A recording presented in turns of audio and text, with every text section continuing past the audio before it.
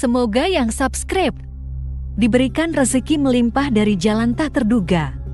Dan yang like komen, dimudahkan jalannya menuju surga di hari akhir nanti. Sesungguhnya Fir'aun telah berbuat sewenang-wenang di muka bumi dan menjadikan penduduknya berpecah belah. Dia bertindak semena-mena, lalim, melampaui batas, lebih mementingkan kehidupan dunia dan berpaling dari ketaatan Rob yang Maha Tinggi. Fir'aun memecah menjadi banyak sekali golongan dan kelompok dan menindas sebagian di antara mereka. Fir'aun menindas Bani Israel yang berasal dari keturunan Nabi Yakub. Saat itu, mereka adalah penduduk bumi terbaik. Mereka berada di bawah kuasa Raja Tiran yang zalim, yang memperbudak dan mempekerjakan mereka untuk pekerjaan-pekerjaan hina. Ada banyak faktor yang melatar belakangi perbuatan raja tersebut. Selain karena kebencian, ada juga faktor ramalan yang beredar pada saat itu. Bani Israel mengalami siksaan dan penyiksaan yang tak terkira. Nabi Musa diutus oleh Allah Subhanahu wa Ta'ala untuk membebaskan Bani Israel, dan telah berulang kali memperingatkan Fir'aun agar membebaskan kaumnya. Namun Fir'aun tetap bersikeras dan menolak. Suatu hari Allah Subhanahu wa Ta'ala memerintahkan Nabi Musa untuk kembali kepada Fir'aun dan menunjukkan mukjizat. Di sana Nabi Musa menunjukkan beberapa mukjizat, termasuk mengubah tongkatnya menjadi ular raksasa dan di tangannya mengeluarkan cahaya. Namun Fir'aun tetap ingkar, dan dari situlah awal mula kehancuran Fir'aun dan pengikutnya. Tentang bagaimana detail kisah lengkapnya serta kelanjutan nasib Fir'aun, dari mana awal mula keangkuhan Fir'aun sampai mengakui dirinya sebagai Tuhan, serta dari mana sumber kekayaan Fir'aun yang sampai penasihatnya saja Qorun bisa membangun istana megah, akan dibahas lengkap di sini. Namun sebelum saya melanjutkan kisahnya, dimohon kepada pemirsa untuk menonton video ini sampai selesai, supaya tidak ada kesalahpahaman dalam memahami isi cerita, serta mohon bantu channel ini semakin berkembang dengan cara subscribe dan berikan like serta komen positifnya. Semoga bantuan pemirsa sekalian menjadi amal jariah dan bernilai pahala di sisinya. Bismillahirrahmanirrahim. Fir'aun menguasai seluruh negeri. Seiring dengan makmurnya negeri Mesir, kekuasaan Fir'aun semakin hari semakin bertambah. Fir'aun berkuasa tanpa ada yang berani menentang, dan dia membuat keputusan sesuka hatinya. Bahkan dengan kesombongannya, dia sampai berani mengaku sebagai Tuhan. Gelar Fir'aun Raja Mesir kuno punya pengaruh besar yang diyakini sebagai seorang yang bertanggung jawab untuk melindungi dunia pada saat itu.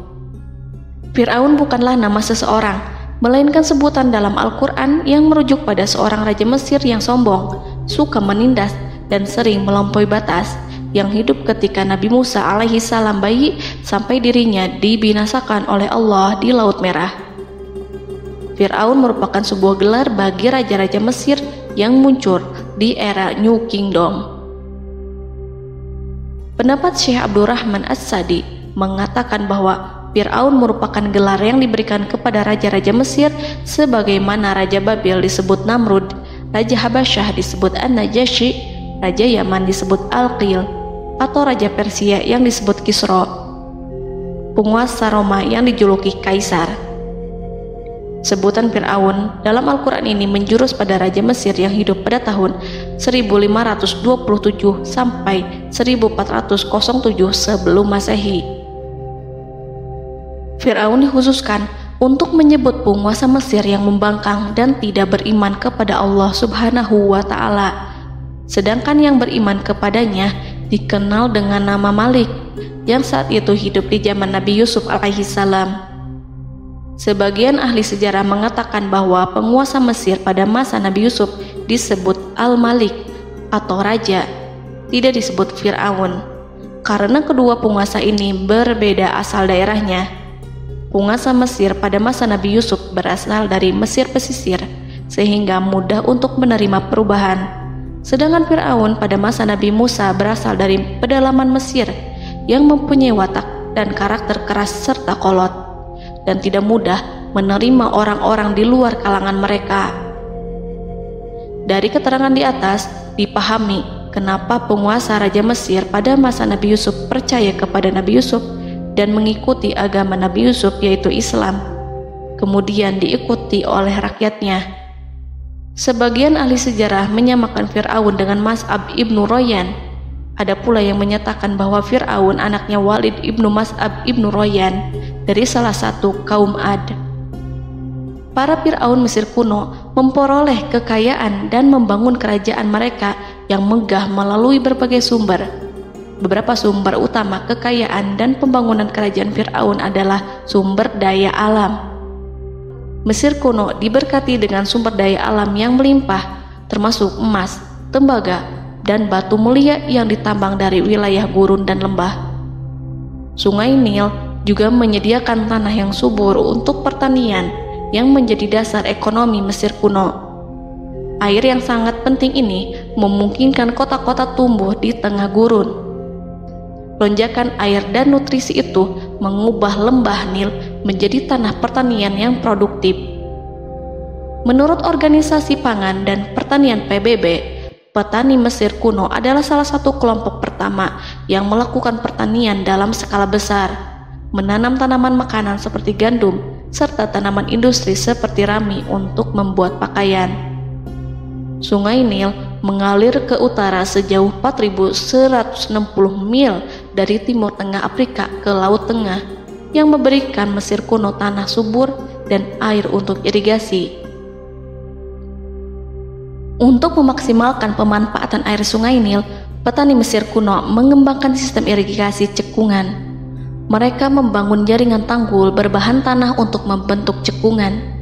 Kemudian mereka menggali saluran untuk mengarahkan air banjir ke dalam cekungan, di mana air akan menggenang selama sebulan hingga tanah jenuh dan siap untuk ditanami. Selain itu, Sungai Nil dapat dimanfaatkan untuk mengangkut material proyek-proyek konstruksi. Untuk mendapatkan manfaat dari Sungai Nil, orang yang tinggal di tepi sungainya harus mencari cara mengatasi banjir tahunan sungai ini. Untuk memprediksi apakah mereka akan menghadapi banjir yang bisa mengakibatkan panen buruk, orang Mesir kuno membangun nilometer atau pilar batu dengan tanda menunjukkan tingkat air. Mereka mengembangkan keterampilan dan teknologi baru dari pertanian hingga pembuatan perahu dan kapal. Sungai Nil juga merupakan rute transportasi penting karena memainkan peran sentral dalam peradaban Mesir kuno. Orang Mesir menjadi ahli dalam membangun perahu dan kapal untuk mengangkut berbagai barang, termasuk ternak, sayuran, ikan, roti, dan kayu. Mesir kuno memiliki perdagangan yang berkembang dengan wilayah Afrika Timur dan Tengah serta Mediterania Timur. Perdagangan ini tidak hanya mencakup barang-barang mewah, tetapi juga bahan pangan dan bahan baku. Fir'aun juga memiliki semua tanah di Mesir dan mengumpulkan pajak dari rakyatnya. Raja Fir'aun juga memperlakukan rakyat dengan kejam tanpa belas kasihan. Ia memeras pajak yang tinggi dan menjadikan kaum Bani Israel sebagai budak kerajaan. Mereka juga menerima upeti dari negara-negara yang dikalahkan atau ingin menjaga hubungan baik dengan Mesir. Bahkan Fir'aun juga memiliki proyek konstruksi untuk membangun struktur megah seperti piramida, kuil, dan monumen yang tidak hanya menunjukkan kekuasaan dan kekayaan mereka, tetapi juga berfungsi sebagai pusat administrasi dan agama. Proyek-proyek ini seringkali menggunakan tenaga kerja dari rakyat yang bekerja selama musim banjir. Kekayaan dan kerajaan megah Fir'aun merupakan hasil dari pengelolaan sumber daya yang efisien, eksploitasi sumber daya alam, dan kebijakan ekonomi yang cerdas. Ini semua mencerminkan kemajuan teknologi, organisasi sosial, dan kekuatan politik Mesir kuno. Kekayaan para Fir'aun Mesir kuno memang sangat luar biasa dan telah menjadi topik penelitian dan kekaguman selama berabad-abad. Fir'aun juga dikenal karena kehidupan mewah mereka. Sebagai penguasa Mesir kuno, Fir'aun hidup dengan kekayaan dan kemewahan yang hampir tak terbayangkan, yang mencerminkan kekuasaan dan status mereka. Mereka menghiasi diri mereka dengan aksesoris yang rumit dan gemerlap, serta mengenakan simbol otoritas dan kekuasaan tradisional. Dan Allah memberikan kepada Fir'aun berupa istizratuhul afiyah, yakni hidup sekian lama tanpa pernah merasakan sakit. Allah Subhanahu wa Ta'ala mengaruniai Fir'aun untuk bisa hidup selama 400 tahun tanpa sakit. Tentu hal tersebut sudah menjadi kehendak Allah Subhanahu wa Ta'ala, maka tidak ada satupun manusia yang bisa menghalangi, bahkan bagi seorang Fir'aun sekalipun yang terkenal dengan kezalimannya. Namun dengan karunia-Nya yang diberikan Allah tersebut bukannya menjadikan Fir'aun sebagai manusia yang bersyukur, tetapi malah membangkitkan kesombongan dan kesesataannya. Dan puncak kesombongan Fir'aun juga dicatat Al-Quran sebagai penguasa tangan besi dan manusia yang pernah mengaku Tuhan. Aku adalah Tuhan kalian yang maha tinggi. Quran Surat An-Najiat ayat 24. Fir'aun hidup selama 446 tahun. Selama hidupnya, Fir'aun memiliki tubuh yang sehat dan bugar tanpa pernah mengalami sakit, meski hanya berupa pusing atau flu sekalipun. Fir'aun bahkan tidak pernah merasakan kelelahan. Fir'aun tidak pernah merasakan perihnya lapar, kerongkongannya tidak pernah tersentuh panasnya dahaga. Seandainya dalam semalam saja Fir'aun dilanda sakit berupa pusing atau demam, maka ia akan sibuk untuk mengurus dirinya sendiri dan tidak berpikiran untuk mengaku bahwa ia adalah Tuhan. Hal ini pun dijelaskan dalam kitab Ihya Ulumuddin Al-Qut Al-Qulub oleh Imam Al-Ghazali. Sesungguhnya yang menyebabkan Fir'aun sampai berani mengatakan, "Aku adalah Tuhan kalian yang maha tinggi." Hal ini disebabkan karena ia mengalami masa sehat dalam hidupnya yang begitu lama. Kekejaman Raja Fir'aun diikuti dengan kesombongannya. Ia enggan bersyukur atas kemakmuran yang dianugerahkan Allah Subhanahu wa Ta'ala. Ia justru menjadikan negeri Mesir penuh dengan kemusyrikan. Sungguh, dia Fir'aun termasuk orang-orang yang berbuat kerusakan, dan kami hendak memberi karunia kepada orang-orang tertindas di bumi, dan hendak menjadikan mereka pemimpin dan menjadikan mereka orang-orang yang mewarisi bumi. Dan kami teguhkan kedudukan mereka di bumi, dan kami perlihatkan kepada Fir'aun dan Haman bersama bala tentaranya apa yang selalu mereka takutkan dari mereka. Surat Al-Qasas ayat 1-6. Haman yang merupakan penasihat dan sekaligus pelaksana proyek pembangunan menara untuk Fir'aun yang ikut berkontribusi dalam kesesatan Fir'aun, dan dia juga yang menjadi aktor utama atas kezaliman Fir'aun yang nantinya memberikan nasihat kepada Fir'aun dan mendorongnya untuk menolak ajaran Nabi Musa alaihi salam.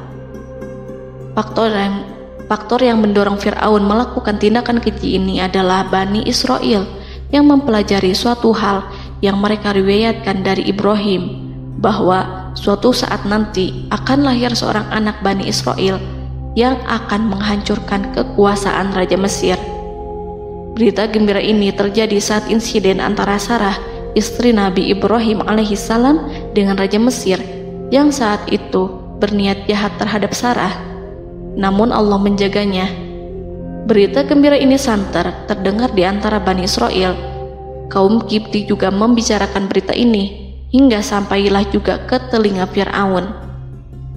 Sebagian amir dan orang-orang dekat Fir'aun menyampaikan hal itu kepadanya saat tengah berbincang pada malam hari.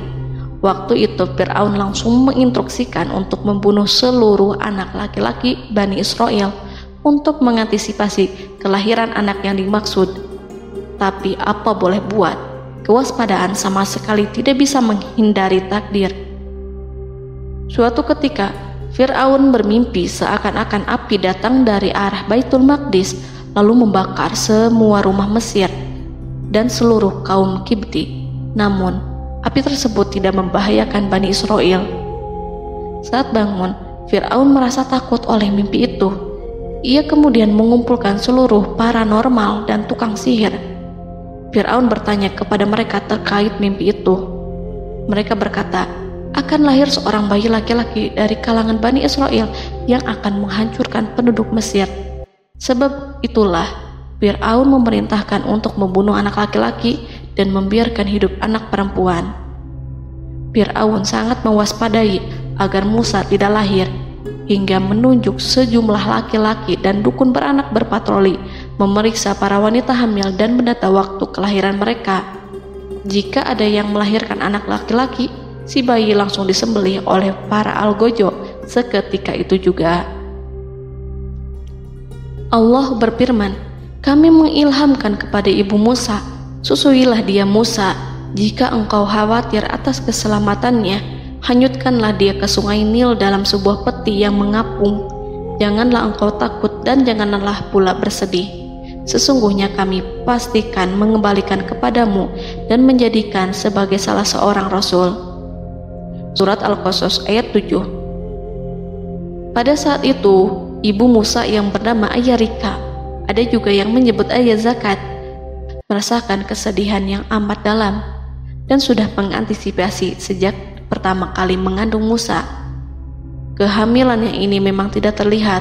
Harun lahir pada tahun ketika hukuman mati bagi lelaki tidak berlaku, sementara Musa lahir pada tahun di mana bayi laki-laki harus dibunuh. Saat melahirkan, ibunya mendapat ilham agar Musa kecil diletakkan di dalam peti yang diikat dengan tali. Rumahnya tepat di hulu sungai Nil. Ia menyusui Musa, kemudian ketika khawatir pada seseorang, ia meletakkan Musa di peti itu, lalu dilepaskannya ke lautan, sementara talinya tetap dipegang. Setelah semua orang pergi, ia tarik kembali peti itu.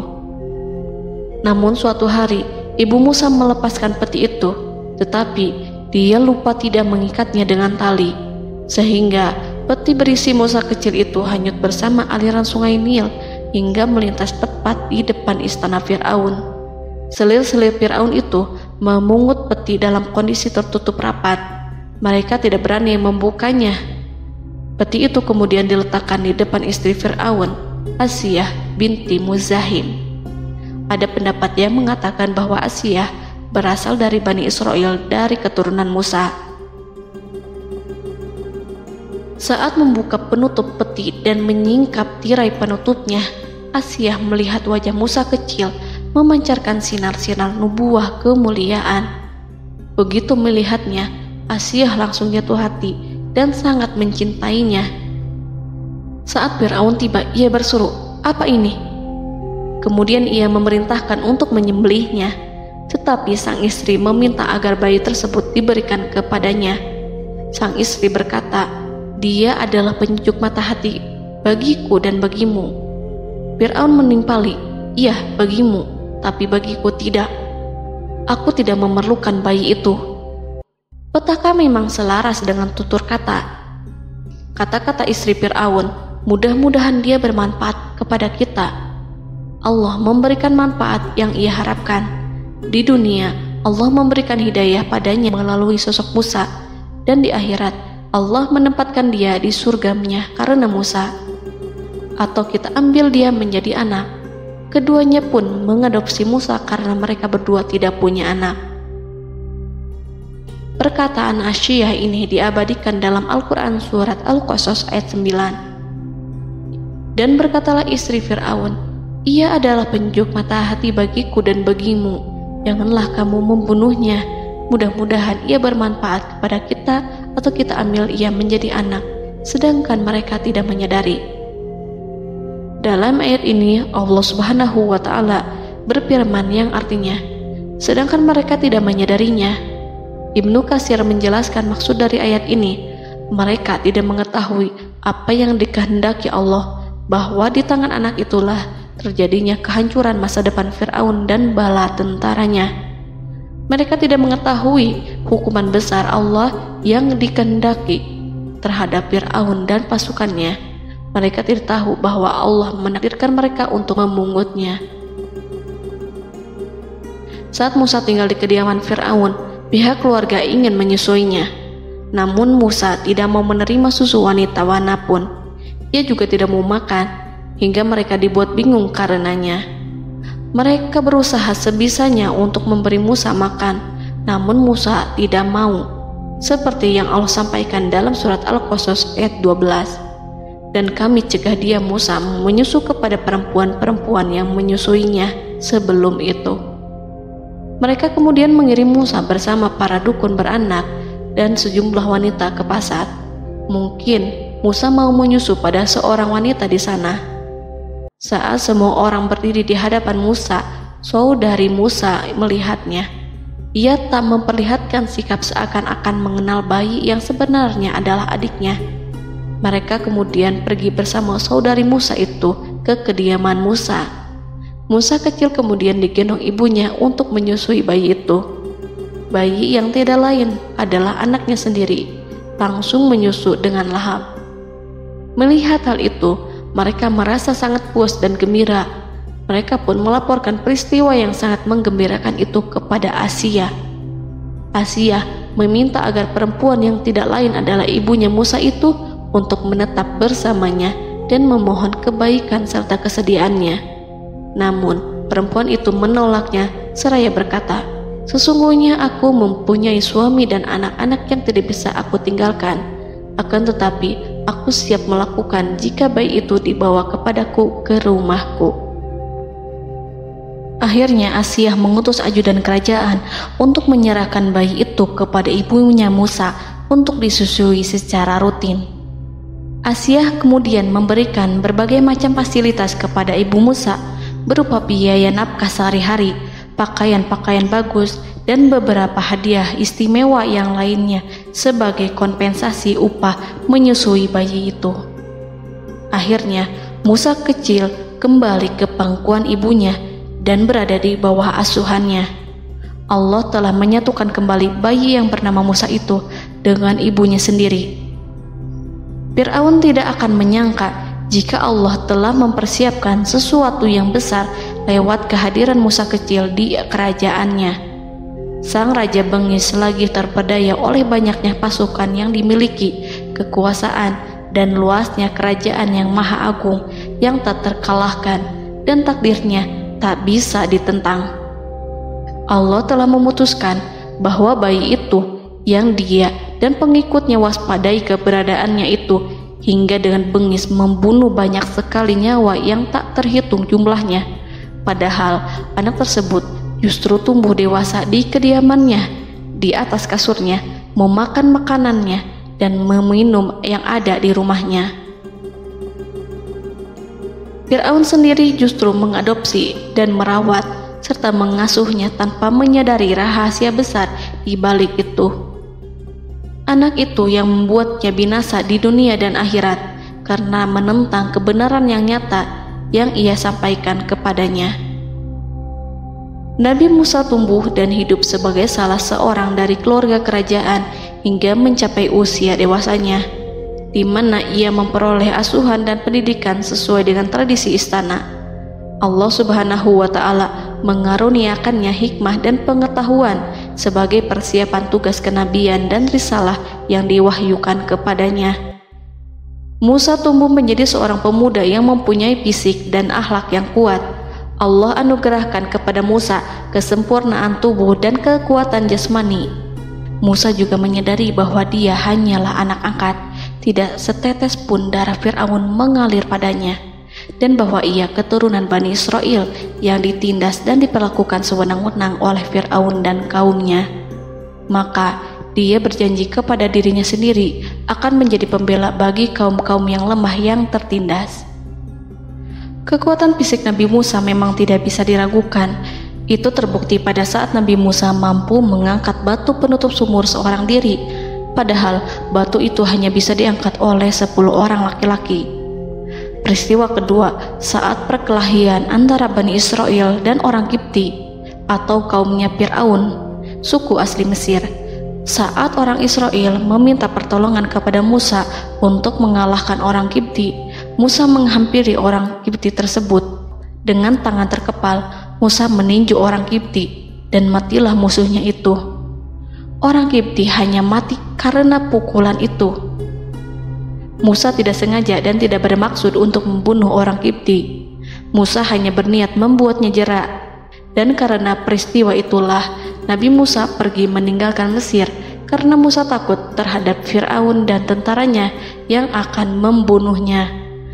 Karena jika mereka tahu bahwa Musa membunuh orang Kipti demi membela salah seorang Bani Israel, akan membuat Fir'aun dan pengikutnya mencurigai bahwa Musa memang berasal dari Bani Israel, dan pada akhirnya akan memicu sebuah permasalahan besar. Dan pada waktu yang sudah ditentukan oleh Allah, sekitar 10 tahun Nabi Musa meninggalkan Mesir. Pada akhirnya Allah mengamanahkan dia sebagai seorang Rasul. Allah anugerahkan kepadanya hikmah kenabian dan pengetahuan di usia 40 tahun. Allah perintahkan Musa kembali ke Mesir untuk menghadapi Fir'aun dan mengajak dia mengakui Tuhan semesta alam. Tugas ini penuh dengan bahaya, mungkin bisa membuat Musa kehilangan nyawa, tetapi menuruti perintah Allah itu mutlak baginya. Ditemani oleh saudaranya Harun untuk membantunya membenarkan perkataannya. Lidah Musa cedal karena bara api yang pernah diletakkan di lidahnya saat Fir'aun hendak menguji akalnya setelah menarik jingat Fir'aun hingga berdarah. Fir'aun bermaksud untuk membunuhnya. Asyah mengkhawatirkan Musa lalu berkata, dia masih kecil. Fir'aun kemudian menguji Musa dengan meletakkan buah dan bara api di hadapannya. Musa kecil hendak bermaksud meraih buah-buahan, tetapi tangannya dialihkan oleh malaikat. Lalu Musa mengambil bara api dan ia letakkan di lidahnya. Lidahnya cedal karena bara api ini. Musa meminta kepada Allah agar kekakuan yang ada di lidahnya dihilangkan sebagian, sebatas agar kata-katanya bisa dipahami, dan tidak meminta untuk dihilangkan secara total, karena para rasul hanya meminta sebatas yang diperlukan. Pergilah kamu kepada Fir'aun, karena dia benar-benar telah melampaui batas, maka berbicaralah kamu berdua kepadanya dengan kata-kata yang lemah lembut. Mudah-mudahan dia sadar atau takut. Quran Surat Toha ayat 42-43. Ini merupakan sifat santun dan kasih sayang serta rahmat Allah terhadap makhluknya, meski Allah mengetahui kekafiran dan kesewenang-wenangan dan kesombongan Fir'aun. Bersama Harun, Musa mendatangi Fir'aun setelah menemui beberapa rintangan yang lazim ketika akan menemui raja pada waktu itu. Pertemuan Musa dan Harun juga dihadiri oleh beberapa anggota pemerintahan dan penasihat. Bertanyalah Fir'aun kepada mereka berdua, siapakah kalian berdua ini? Musa menjawab, kami Musa dan Harun adalah pesuruh Allah agar kamu membebaskan Bani Israel dari perbudakan dan penindasanmu dan menyerahkan mereka kepada kami agar mereka menyembah kepada Allah dengan leluasa dan menghindari siksaanmu. Fir'aun segera mengenal Musa dan berkata kepadanya, bukankah engkau Musa yang sudah kami asuh sejak bayimu dan kami asuh dalam istana sampai usia remajamu dan mendapat pendidikan serta pengajaran yang menjadikan engkau pandai? Dan bukankah engkau yang melakukan pembunuhan terhadap diri daripada seorang dari golongan kami? Sudahkah engkau lupa terhadap itu semua dan tak ingat akan jasa kami kepadamu? Musa menjawab, bahwasannya engkau telah mengurus aku sejak kecil. Itu bukanlah jasa yang dapat kamu banggakan, karena jatuhnya aku pada tanganmu akibat dari kekejaman dan kezalimanmu tatkala engkau memerintah agar orang-orangmu menyembelih setiap bayi laki-laki yang lahir, sehingga ibuku membiarkanku mengapung di sungai Nil dan aku dipungut oleh istrimu, sehingga selamatlah aku dari pengejaranmu dan penyembelihanmu. Dan kebaikan yang engkau sebutkan itu sebanding dengan perlakuanmu terhadap sebuah suku bangsa besar, yaitu Bani Israel secara keseluruhan, karena engkau telah menindas dan menjadikan mereka budak-budak untuk melayanimu. Dan mengenai pembunuhan itu merupakan kehilafanku, lalu aku lari darimu karena aku takut kepadamu.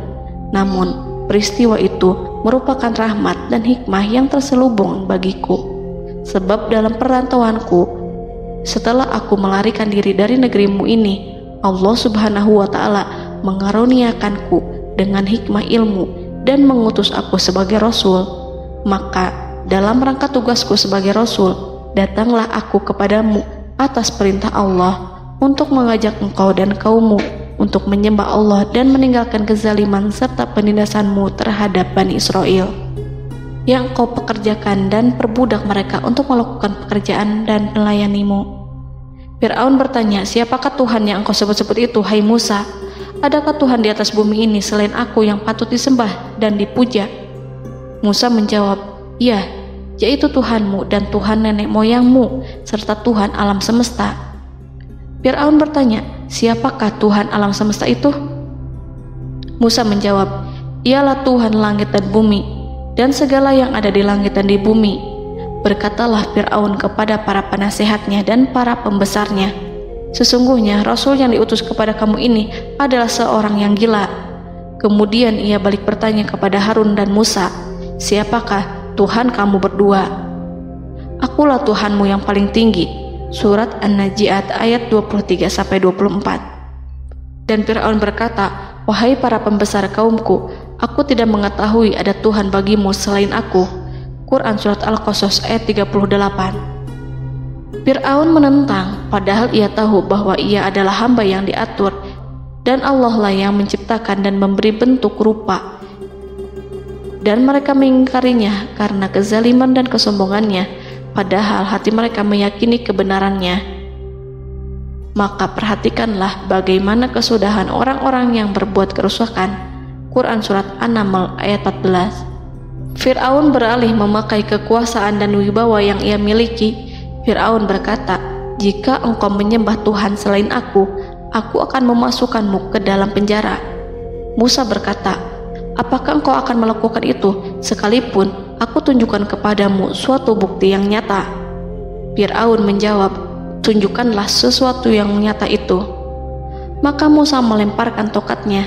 Tiba-tiba tongkat itu menjadi ular besar, dan Musa mengeluarkan tangan dari dalam bajunya. Tiba-tiba tangan itu menjadi putih bercahaya. Saking ketakutannya hingga membuat Fir'aun terkena diare. Dalam sehari lebih dari 40 kali buang air. Namun Fir'aun sebagai raja yang mengaku Tuhan tentu tidak akan begitu saja menyerah kepada Musa, walaupun telah diperlihatkan 2 mukjizat. Bahkan Fir'aun berkata kepada kaumnya yang dikhawatirkan terpengaruh oleh mukjizat Musa, bahwa apa yang dilakukan Musa merupakan sihir, dan Musa Harun adalah ahli sihir yang datang dengan maksud menguasai Mesir. Salah satu penasehatnya, yaitu Haman, mengusulkan agar mengumpulkan semua ahli sihir dari berbagai penjuru kerajaan untuk bertanding mematahkan sihir Musa, yang tanpa pikir panjang Fir'aun setujui. Fir'aun pun berkata kepada Musa, apa yang kau bawa ini adalah sihir. Kami akan melawanmu dengan sihir yang sama. Fir'aun pun kemudian meminta Musa untuk bertemu pada waktu dan tempat yang disepakati, dan langsung disetujui Nabi Musa tanpa ragu sedikit pun. Inilah salah satu tujuan terbesar Musa untuk memperlihatkan ayat-ayat hujah dan bukti-bukti nyata Allah di hadapan halayak ramai. Dengan berbekal pertolongan Allah, Musa yakin akan menang melawan para ahli sihir itu. Maka pada waktu yang sudah ditetapkan, yakni pada permulaan hari, saat cahaya matahari mulai terik menyengat, sehingga kebenaran akan terlihat terlebih jelas dan nyata, orang-orang berbondong-bondong menuju tempat yang sudah ditentukan untuk melihat pertandingan sihir yang sudah dihadiri ribuan tukang sihir. Menurut Muhammad bin Ka'ab, mereka berjumlah 80.000 ahli sihir. Mereka sudah dijanjikan hadiah dan uang yang besar jika berhasil mengalahkan Musa. Para penyihir istana berkata, wahai Musa, apakah engkau yang mau lebih dahulu ataukah kami? Musa menjawab, silahkan kalian lebih dahulu.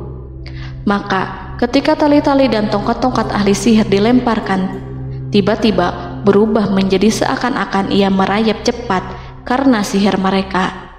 Ada rasa takut yang menyelimuti hati Musa, takut jika orang-orang terkena fitnah sihir dan tipu daya mereka. Namun Allah langsung menguatkan Musa dan berkata yang diabadikan dalam Quran Surat Toha ayat 65-69, janganlah engkau takut, sungguh engkaulah yang unggul, dan lemparkanlah apa yang ada di tangan kananmu, niscaya ia akan membuat. Apa yang mereka buat itu hanyalah tipu daya tukang sihir belaka, dan tidak akan menang tukang sihir itu dari manapun ia datang. Saat Musa melemparkan tongkat, tongkat itu berubah menjadi ular besar yang memiliki kaki, berleher besar, dan bentuk yang menakutkan, hingga semua orang lari dan menjauh. Ular itu kemudian menelan tali-tali para tukang sihir dengan satu persatu dengan gerakan super cepat. Semua orang melihatnya dengan penuh keheranan, sementara para tukang sihir mereka tercengang dan bingung kala melihatnya. Mereka melihat sesuatu yang sama sekali tidak pernah terlintas di benaknya dan juga berada di luar bidang yang mereka kuasai.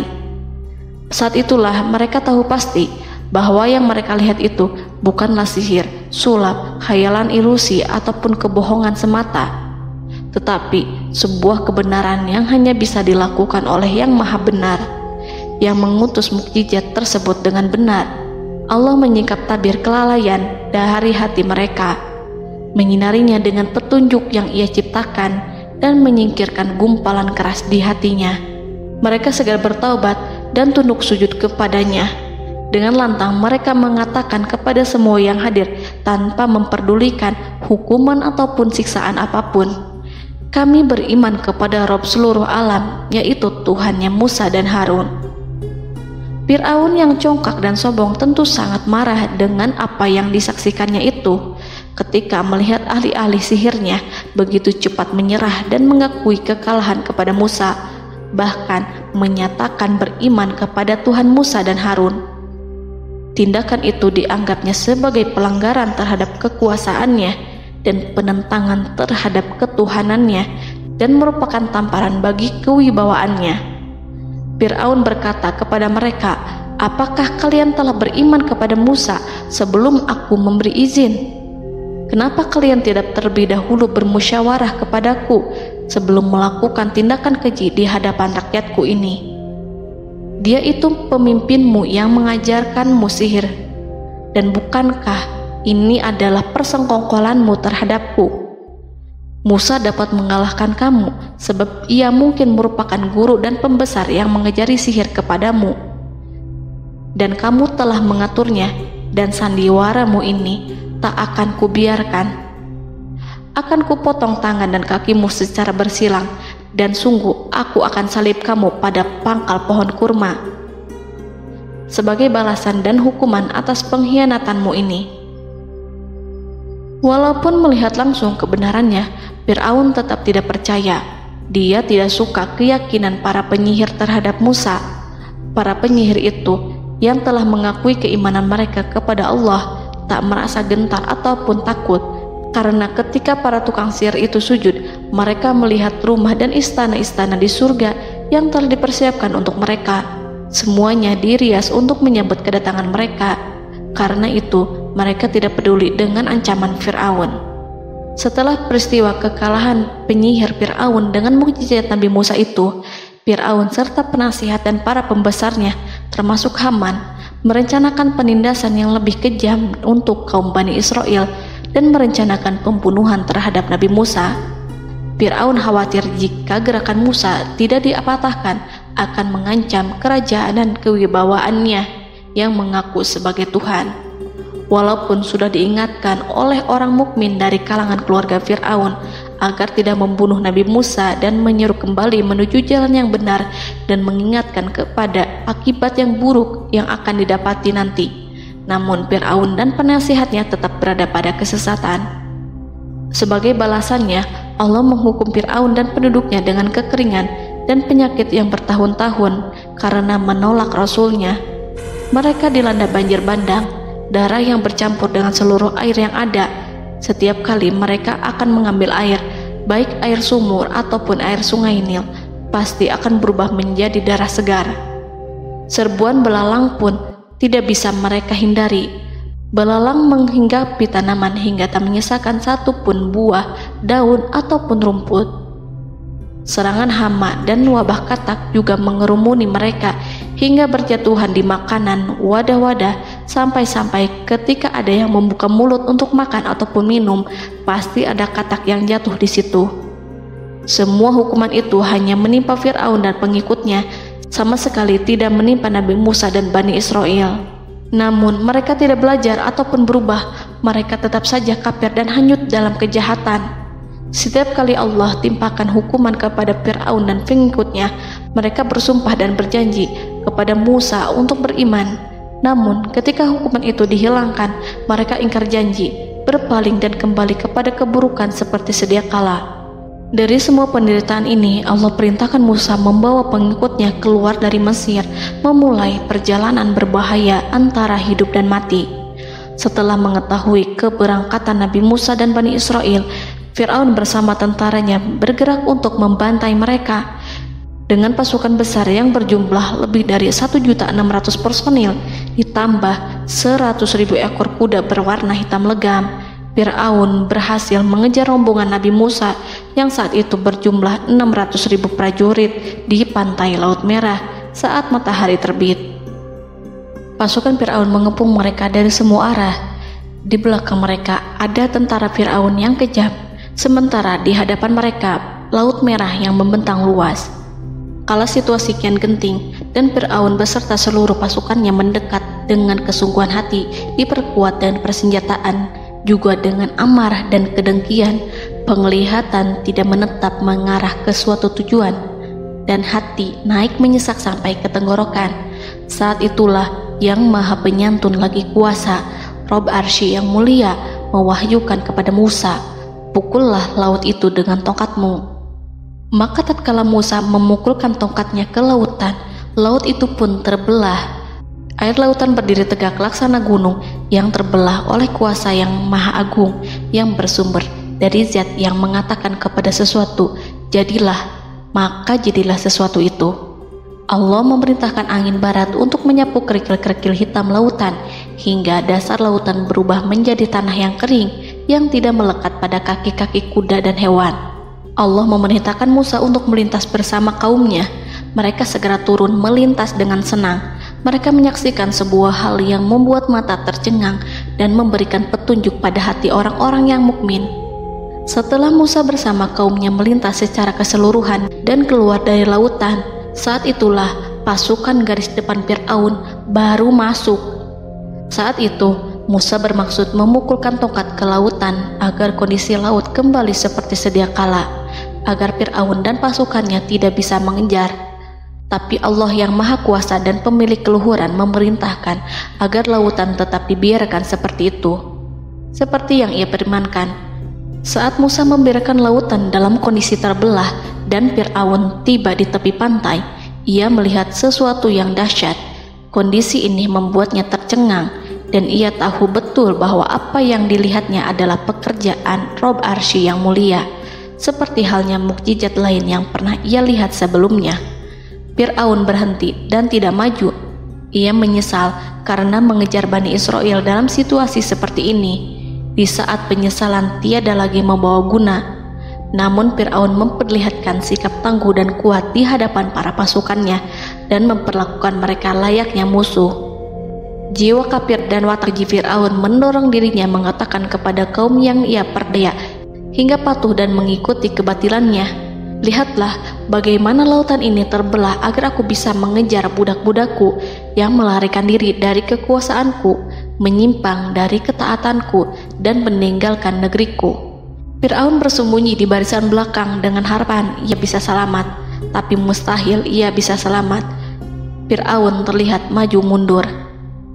Dan pada kesempatan itu, Jibril menampakkan diri dalam wujud seorang penunggang kuda perawan, lalu melintas di hadapan kuda jantan yang ditunggangi oleh Fir'aun.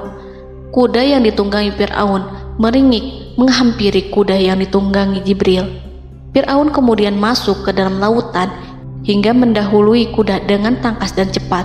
Fir'aun tidak menghindari mara bahaya dari dirinya ataupun mendatangkan manfaat.